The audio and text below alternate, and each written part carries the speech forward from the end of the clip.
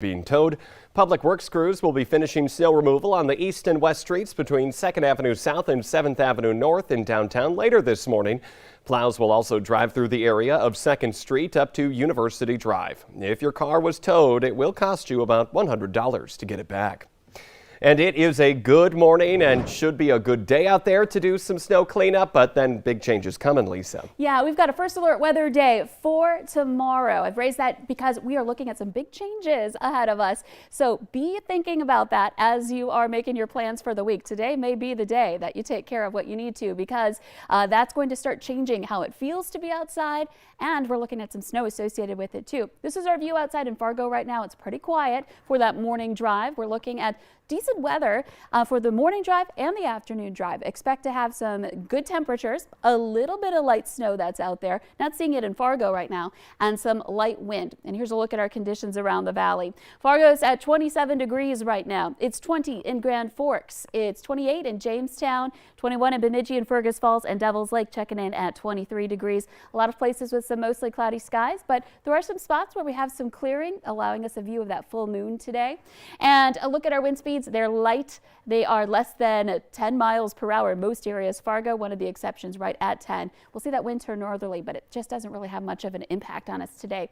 So here's a look at that radar. Fargo, you can see on the edge of your screen here, is quiet, but we're looking over toward Carrington, Jamestown. Radar at least indicating some snow. I've been looking for some indication of that snow reaching the ground. Haven't seen that just yet, but you may be dealing with a little bit of light snow in those areas, and that's something that will be affecting us potentially throughout the morning hours into the afternoon as this kind of slides its way to the south and east. Mostly though, it's more of a mostly cloudy, quiet day on the horizon for us here. And you can see there's a little bit more snow where that came from, up into north of the border, just to the northwest of the Devils Lake Basin. So we'll be watching that for you. Quick look at your hour-by-hour planner today. We'll see some mostly cloudy skies. We'll have that chance for a few of those flakes to affect us as we go through the day.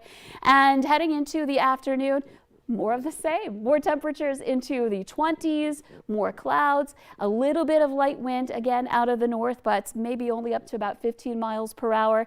And then we're experiencing a pretty decent drive home for tonight as well. Temperatures teens and some 20s. It's not until late, we've been talking about this, that chance for some snow starting up in our northwestern viewing area late tonight. This is 7 o'clock. Not really seeing anything just yet at that point, but it starts to dip in closer to that 9-10 o'clock hour where we see this clipper approach, and here comes the snow.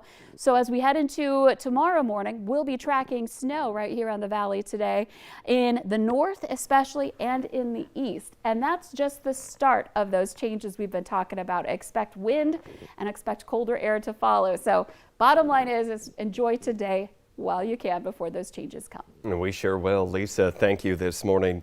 It is now 6:53. Now to a story that Valley News Live has been investigating for weeks. In less than 2 years, dozens of Fargo police officers and civilian staff have left their jobs, many of them citing the toxic dictatorship-like work environment. That's their words. It's a story crime and safety reporter Bailey Hurley has been investigating, but Valley News team's Aaron Walling explains in studio what's been uncovered. Since FPD Chief David Cebulski took over in October 2020, 35 members of the department have resigned. In exit interviews that we obtained, many of them cited issues with Cebulski and his leadership. One person wrote, quote, "The Fargo Police Department is in crisis, and Chief Cebulski will not admit it," end quote. But that wasn't the only statement made by former staff members. One wrote, "Chief Cebulski believed that the FPD were a bunch of bumpkins, and that he was here to fix us. And another wrote, "I do not hate the Fargo Police Department, but I do hate the toxic environment that exists within it." In the annual performance review we obtained for Cebulski in November last year, it showed little issues found by the City of Fargo's Human Resources Department. Current officers have told us that there are 6 or 7 officers on a shift throughout the entire city, saying that the usual number is around 12 or more, and that they are drowning in service calls. Since late last fall, some former Fargo police officers have told us they've gone to work for the West Fargo Police, the Cass County Sheriff's Office, and over at Clay County. And at least 3 current officers are telling us that they're looking to leave, but have delayed the move as they state they are worried for the safety of the community with already low staffing numbers. A 20-year veteran on the department also said that Cebulski suffers greatly from a severe lack of leadership. while another officer says the Fargo Police Department and city leadership needs a wake-up call. The backdoor politics and good old boy system has run its course, and we are paying for the sins. Aaron Walling reporting. According to several sources close to the department, at least 3 more staff members have submitted resignations to the Fargo Police Department just this last Friday.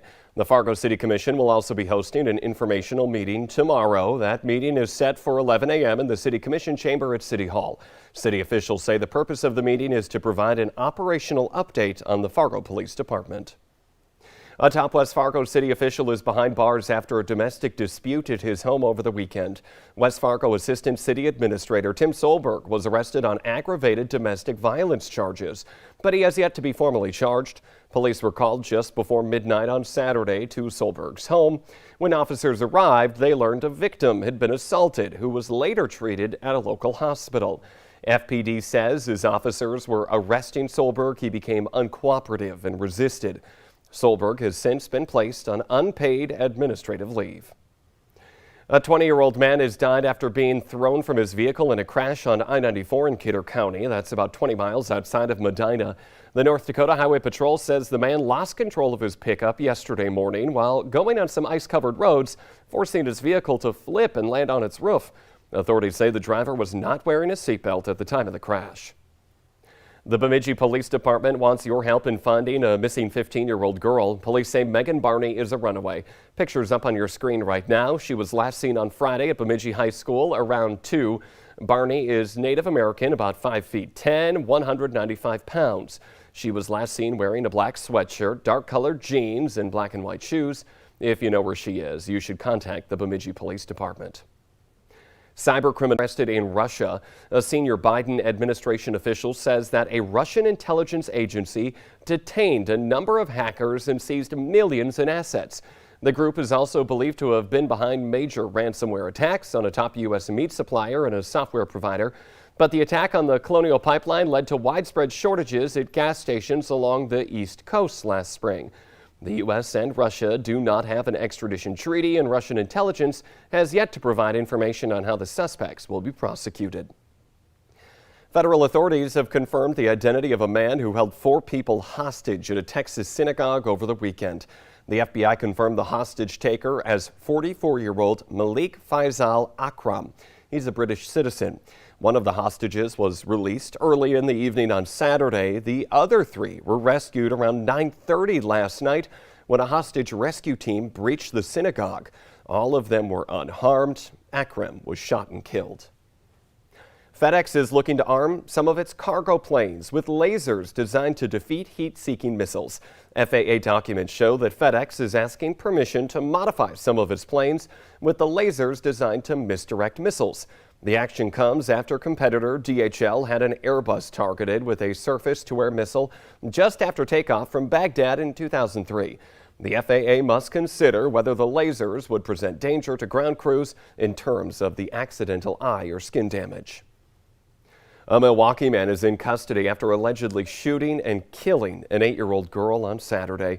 Authorities say the 47-year-old man was handling the gun that then went off and hit the girl. This comes on the heels of a $5.5 million safety plan from Milwaukee's acting mayor. After the incident, the mayor released a statement in part saying, if you have a gun in your home, secure it with a trigger lock or in a safe and never handle that gun near a child. Criminal charges for the incident will be announced in the upcoming days. The Betty White Challenge still remains strong, especially as today would have been the TV star's 100th birthday. In honor of Betty, fans are challenging each other to donate to charity for her 100th birthday. The Betty White Challenge encourages people to donate $5 in White's name to a local animal shelter or a rescue in reference to her love of animals. White was a stout animal activist and dedicated to saving endangered animals. She passed away at the age of 99 on December 31st.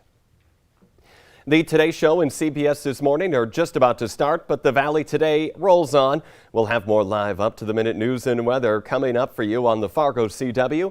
Otherwise, enjoy that nice weather that we have today and have a happy and safe Martin Luther King Jr. Day.